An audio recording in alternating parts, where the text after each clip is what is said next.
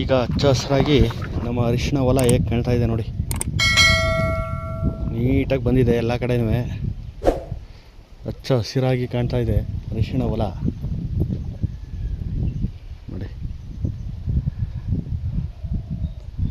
Starting ಬಿತ್ತನೆ ಮಾಡೋಕ್ಕೂ ಮುಂಚೆ ಹೇಗಿತ್ತು ಮತ್ತು ಈ ಖಾಲಿ ಇದ್ದ ಜಾಗನ ಟ್ರ್ಯಾಕ್ಟ್ರ್ ಬಿಟ್ಟು ರೋಟೋವೇಟ್ರ್ ಓಡಿಸಿ ಕಲ್ಟಿವೇಟ್ರ್ ಓಡಿಸಿ ಎಲ್ಲ ಇದು ಮಾಡಿದ್ಮೇಲೆ ಬೆಡ್ಡೆಲ್ಲ ಕಟ್ಟಿಸಿ ನೋಡಿ. ಈಗ ಅರಿಶಿಣ ಎಲ್ಲ ನಾಟಿ ಆದಮೇಲೆ ಬಿತ್ತನೆ ಆದಮೇಲೆ ಈಗ ಒಂದು ವಾರದಲ್ಲಿ ಮಧ್ಯ ಮೆಣಸಿನ ಪೈರನ್ನ ನಾಟಿ ಮಾಡಿದ್ದು ನಾವೇ. ಮೆಣಸಿನ್ಕಾಯಿ ಇದು 1,000 ಪೈರು ತೊಗೊಂಬಂದಿದ್ದು. 1,000 ಪೈರನ್ನ ನಾಟಿ ಮಾಡಿದ್ದು ನೋಡಿ. ಆ ಗಿಡನ ತೋರಿಸ್ತೀನಿ ಈಗ.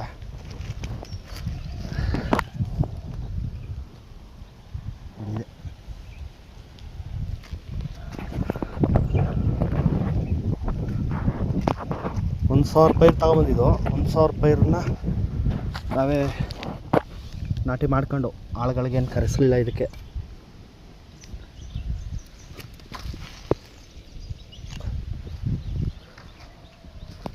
ಇದು ಚೆನ್ನಾಗಿ ಬಂದಿದೆ. ಈಗ ತಂದಾಗ ಚಿಕ್ಕ ಗಿಡ ಎಷ್ಟೆಷ್ಟಿತ್ತು ಪೈರು ತಂದಾಗ. ಈಗ ಒಂದು ವಾರ ಆಯಿತು ನೋಡಿ. ಈಗ ಸುಮಾರಾಗಿ ಬರ್ತಾ ಇದೆ. ಅರಿಶಿಣ ಜಮೀನಿಗೆ ನೀರು ತಿರ್ಸಿದ್ದು ನೆನೆ ಮೊನ್ನೆ ಇಲ್ಲ, ಚೆನ್ನಾಗಿ ಒದ್ದೆ ಆಗಿದೆ. ಅಂದರೆ ಮಳೆ ಮಾತ್ರ ಇಲ್ಲ. ಈಗ ಬಾಳೆ ಜಮೀನಿಗೆ ನೀರು ತಿರುಗಿಸ್ಬೇಕು, ಯಾಕಂದರೆ ಬಾಳೆಗೆ ನೀರು ಸಾಲ್ತಾ ಇಲ್ಲ. ಈಗ ನೀರನ್ನ ಅಲ್ಲಿಗೆ ತಿರುಗಿಸ್ಬೇಕು. ಅದಕ್ಕೆ ಇಲ್ಲಿಗೆ ಆಫ್ ಮಾಡಿ ಆ ಕಡೆಗೆ ನೀರು ತಿರ್ಸಿದ್ವಿ. ಇವತ್ತು 11 ಗಂಟೆಗೆ ಕರೆಂಟ್ ಬರಬೇಕಿತ್ತು, ಯಾಕೋ ಕರೆಂಟೇ ಬಂದಿಲ್ಲ ಇನ್ನೂ. ಇಲ್ಲಿಗೆ ಕರೆಂಟು 2 ಥರ ಬರುತ್ತೆ. ಅಂದರೆ 2 ಥರ ಅಂತಂದರೆ ಟೈಮಿಂಗ್ಸ್ ಚೇಂಜು. ಈಗ ಹೆಂಗೆ ಅಂದರೆ ಒಂದು ಸಲ ಬೆಳಗಿನ ಜಾವ 4 ಗಂಟೆಗೆ ಕರೆಂಟ್ ಬರುತ್ತೆ. ಬೆಳಗಿನ ಜಾವ 4 ಗಂಟೆಯಿಂದ ಹಿಡಿದು ಬೆಳಗ್ಗೆ 11 ಗಂಟೆ ತನಕ ಓಡುತ್ತೆ. ಕರೆಂಟ್ ಕೊಡ್ತಾರೆ 7 ಗಂಟೆ ಟೈಮು. ಆವಾಗ ನಾವು ಎಲ್ಲಿಗೆ ಬೇಕೋ ಅಲ್ಲಿಗೆ ಗೇಟ್ ತಿರುಗಿಸ್ಕೊಂಡು ನೀರು ಓಡಿಸ್ಕೋಬೇಕು. ಈಗ ನೋಡಿ, ಸೋಮವಾರದಿಂದ ಬೆಳಗ್ಗೆ 11 ಗಂಟೆಗೆ ಕರೆಂಟ್ ಬರುತ್ತೆ. 11 ಗಂಟೆಯಿಂದ ಸಾಯಂಕಾಲ 6 ಗಂಟೆ ತನಕ ಇರುತ್ತೆ. ಇವತ್ತೇನೋ 12 ಗಂಟೆ ಆಯಿತು ಟೈಮು, ಇನ್ನೂ ಕರೆಂಟೇ ಬಂದಿಲ್ಲ. 12 ಗಂಟೆಯಿಂದ 6 ಗಂಟೆ ತನಕ ಕೊಡಬೇಕು. ಈಗ ನೆನ್ನೆ ಎಲ್ಲ ಇಲ್ಲಿ ಅರಿಶಿಣ ಜಮೀನಿಗೆ ನೀರು ಬಿಟ್ಟಿದ್ದು, ಇಲ್ಲಿಗೆ ಒದ್ದೆ ಆಗಿದೆ. ಈಗ ನಮ್ಮ ಅಲ್ಲಿ ಬಾಳೆ ಜಮೀನಿಗೆ ನೀರು ಬಿಡಬೇಕು, ಅಲ್ಲಿಗೆ ನೀರು ಸಾಲ್ತಾ ಇಲ್ಲ. ಇವತ್ತು ನೋಡ್ರೆ ಕರೆಂಟೇ ಇಲ್ಲ. ಗೇಟೆಲ್ಲ ಆ ಕಡೆ ತಿರುಗಿಸ್ಬಿಟ್ಟು ಬಂದಿದ್ದೀನಿ, ಇನ್ನೂ ಕರೆಂಟ್ ಬಂದಿಲ್ಲ. ಸರಿ ಆಯಿತು. ಅರಿಶಿಣ ಜಮೀನು ಒಳಗಡೆ ಮೆಣಸಿ ಪೈರು ನಾಟಿ ಮಾಡಿದ್ವಲ್ಲ, ಆವತ್ತಿಂದ ಬರೋಕ್ಕಾಗಿರಲಿಲ್ಲ, ಬಂದು ಏನೂ ನೋಡೇ ಇರಲಿಲ್ಲ. ಅದಕ್ಕೆ ಅದನ್ನು ನೋಡ್ದಂಗೆ ಆಯ್ತೆ ಹೇಗೆ ಬಂದಿದೆ ಮೆಣಸಿ ಅಂತ ಅಂದ್ಬಿಟ್ಟು ಎಲ್ಲ ಮಧ್ಯದಲ್ಲಿ ಎಲ್ಲ ಬಂದು. ಯಾಕಂದರೆ ಅಲ್ಲಲ್ಲೇ ಕಾಣುತ್ತೆ ನೀಟಾಗಿ. ಜಮೀನು ಒಳಗಡೆ ಬಂದಾಗ ಮಧ್ಯದಲ್ಲಿ ಯಾವ ಥರ ಬಂದಿದೆ ಏನು ಎತ್ತ ಅದನ್ನೆಲ್ಲ ನೋಡ್ಕೊಂಡು ಹೋಗಕ್ಕೆ ಸರ್ವೆ ಇತ್ತೆ. ಅದಕ್ಕೋಸ್ಕರ ಈಗ ಈ ಕಡೆ ಬಂದೆ ನೋಡಿ. ಅರಿಶಿಣ ಜಮೀನು ಅರಿಶಿಣ ಎಲ್ಲ ಹೇಗೆ ಕಾಣ್ತಾ ಇದೆ ಈಗ.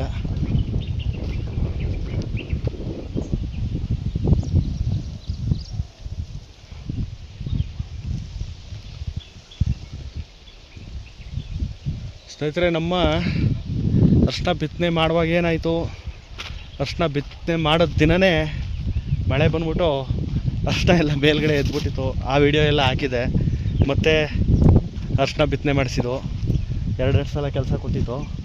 ಆಮೇಲೆ ಇಲ್ಲಿ ಏನು ಡ್ರಿಪ್ಗೆ ಪೈಪೆಲ್ಲ ತಗೊಂಬಂದಿದ್ವಲ್ಲ, ಇದನ್ನೆಲ್ಲ ಟೇಪು ಎಲ್ಲ ಎಳೆದಿದ್ದು ಮಾಡಿದ್ದು, ಮತ್ತು ಹೇಗೆ ಕನೆಕ್ಷನ್ ಕೊಟ್ಟು, ಮತ್ತು ಇಲ್ಲಿ ಪೈಪೆಲ್ಲ ಡ್ಯಾಮೇಜ್ ಆಗಿದ್ದು, ಆ ಡ್ಯಾಮೇಜ್ ಪೈಪ್ನೆಲ್ಲ ರೆಡಿ ಮಾಡಿದ್ದು ಎಲ್ಲನೂ ಸಹ ನಿಮ್ಮ ಜೊತೆಗೆ ಹಂಚ್ಕೊತಾ ಇದ್ದೀನಿ.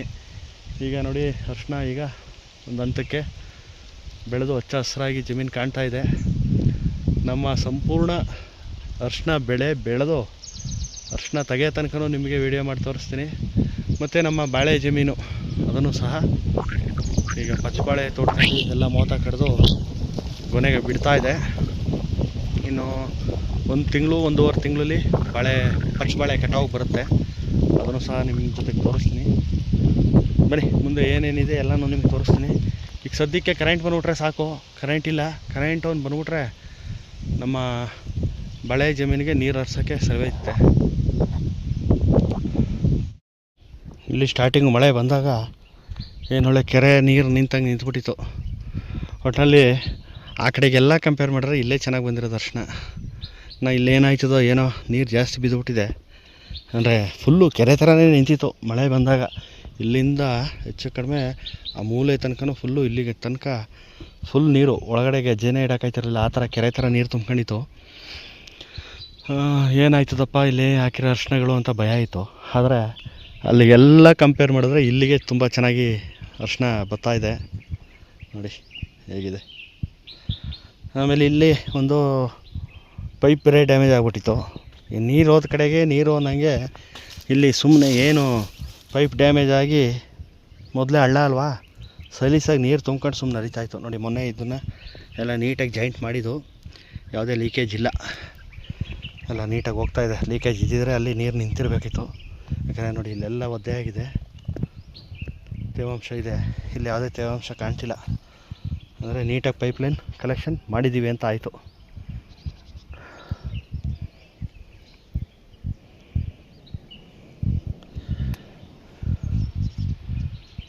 ಈಗ ಸದ್ಯಕ್ಕೆ ಕರೆಂಟ್ ಒಂದು ಬಂದ್ಬಿಟ್ರೆ ನಮ್ಮ ಬಾಳೆಗೆ ನೀರು ತಿರುಗಿಸ್ಬಿಟ್ಟು ಅಲ್ಲಿಗೆ ಚೆನ್ನಾಗಿ ನೀರು ಓಡಿಸ್ಬೇಕೀಗ. ನೀರು ಕುಡಿಸ್ಬೇಕು ಬಾಳೆಗೆ.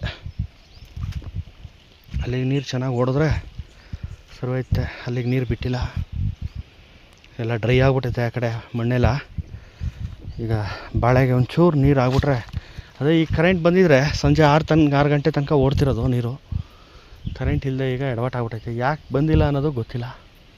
11 ಗಂಟೆ ಕರೆಕ್ಟಾಗಿ ಬರಬೇಕು, 12 ಗಂಟೆ ಆಯಿತು ಬಂದಿಲ್ಲ. ಓಕೆ, ಇನ್ನೂ ಕರೆಂಟ್ ಬಂದಿರಲಿಲ್ಲ.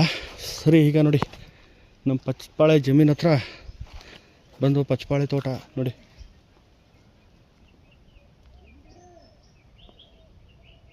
ಪಚ್ಚಬಾಳೆ, ಬನ್ನಿ ಒಳಗಡೆ ಹೋಗೋಣ. ಪಚ್ಚಬಾಳೆ ಜಮೀನಿನ ಒಳಗಡೆ ಮೊದಲು ಸ್ವಲ್ಪನೇ ಮೋತ ಕಡ್ದಿದ್ದು, ಈಗ ಎಲ್ಲ ಒಂದಷ್ಟು ಮೋತ ಕಡ್ದು ಕೊನೆಗಳು ಬಿಡ್ತಾ ಇದೆ ನೋಡಿ.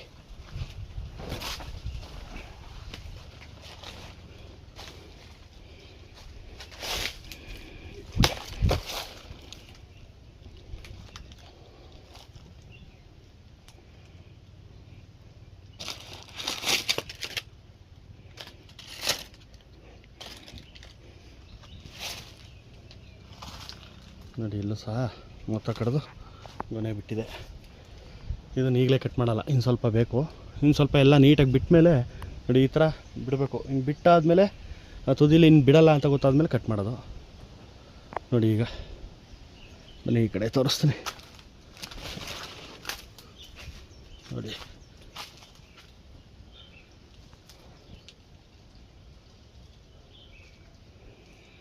ಮೊದಲೆಲ್ಲೋ ಒಂದು ಹುಡುಕ್ಬೇಕಿತ್ತು, ಎಲ್ಲಿ ಬಿಟ್ಟೈತೆ ಅಂತ.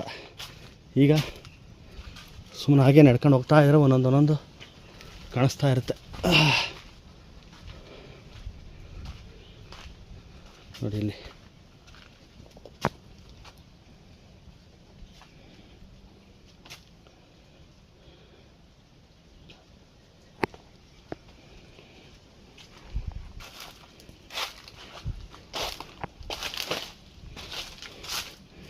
ಅಂದರೆ ಪಚ್ಚಬಾಳೆ ಬಿಟ್ಟಿರೋದು, ಮೋತ ಕಡೀತಿರೋದು ಒಂದೊಂದು ಕ್ಷಣವೂ ಒಂದೊಂದು ಸಲ ಒಂದೊಂದು ಥರ ಖುಷಿ ಕೊಡ್ತಾ ಇರುತ್ತೆ. ಸ್ಟಾರ್ಟಿಂಗು ಮೋತ ಕಡೆ ನೋಡಿದ್ರೆ ಒಂಥರ ಖುಷಿ ಆಯ್ತಿತ್ತು. ಅಂದರೆ ನಮಗೆ ಜಮೀನಿನ ವ್ಯವಸಾಯ ಮೊದಲನೇದಲ್ವ, ಹೊಸ್ತಲ್ವ. ನಮ್ಮ ಜಮೀನಲ್ಲಿ ಅದು ನಮ್ಮ ಬಾಳೆ ಬಿಡ್ತಾ ಇದೆ ಗೊನೆನ ಮೋತ ಕಡ್ದು ಅಂತ ಆ ಒಂದು ಸಿಚುವೇಶನ್ ಏನೈತೆ ಅದೊಂಥರ ಅದು ಹೇಳ್ಕೊಳಕ್ಕಾಗಲ್ಲ, ಆ ಥರ ಖುಷಿ ಸಿಗುತ್ತೆ. ಮೊದಲನೇ ಅನುಭವದಲ್ಲಿ ನಮ್ಮ ಬೆಳೆ ಬೆಳೀತಾ ಇರೋದು ನೋಡಿ. ಈ ಥರ ಗೊನೆಯೆಲ್ಲ ಕಡ್ದಿರೋದು ನೋಡಿದ್ರೆ ಎಷ್ಟು ಖುಷಿ ಆಯ್ತು ಅಂದರೆ ಅದು ಅನುಭವಿಸ್ತವ್ರಿಗೆ ಗೊತ್ತು. ಅಂದರೆ ತುಂಬ ಜನ ರೈತರುಗಳು ಅವ್ರಿಗೆ ಇದು ಕಾಮನ್ ಆಗಿಬಿಡುತ್ತೆ, ಏನು ಬೆಳೆಯೋದು ಇದೆಲ್ಲ. ಆದರೆ ಹೊಸ್ದಾಗಿ ಒಂದು ವ್ಯವಸಾಯ ಮಾಡುವಾಗ ಈ ಒಂದೊಂದು ಪ್ರತಿ ಒಂದು ಕ್ಷಣವೂ ಅನುಭವಿಸೋದಿದೆಯಲ್ಲ ಖುಷಿ. ಆಮೇಲೆ ಏನಾದ್ರು ಒಂದು ನೀರು ಪೈಪ್ಲೈನು ಏನೋ ಒಂದು ವ್ಯತ್ಯಾಸಗಳಾಗಿ ಅದನ್ನೆಲ್ಲ ಪ್ರತಿಯೊಂದನ್ನು ಹೊಂದಿಸ್ಕೊಂಡು ಆ ಬಾಳೆನ ಕೈಗೆ ತಗೊಳ್ಳೋ ಒಂದು ಏನು ಬಾಳೆ ಅನ್ನೋದಲ್ಲ, ಒಂದು ಫಸಲನ್ನ ಯಾವುದೇ ಆಗಲಿ ಆ ಫಸಲನ್ನ ಕೈಗೆ ತಗೊಳ್ಳೋ ತನಕ ರೈತನ ಶ್ರಮನೂ ಅಷ್ಟೇ ಇರುತ್ತೆ. ಆಮೇಲೆ ಆ ಪ್ರತಿದಿನ ಗಿಡ ನೆಟ್ಟಾಗ್ಲಿಂದ ಪೈರು ಮೊಳಕೆ ಹೊಡೆದು ಅದು ಒಂದು ಹಂತಕ್ಕೆ ಬರೋ ತನಕನೂ ಅದೊಂಥರ ಬೇರೆ ಒಂಥರ ಆ ಸಂತಸದ ಕ್ಷಣ. ಅದು ಎಷ್ಟು ದುಡ್ಡು ಕೊಟ್ಟರು ಸಿಗದೇ ಇರೋ ಅಂಥದ್ದು, ಅದು ಹಣದಿಂದ ಸಿಗೋವಂಥದ್ದಲ್ಲ. ಆ ಕ್ಷಣಗಳನ್ನ ಅನುಭವಿಸೋದೇ ಒಂಥರ ಆನಂದ.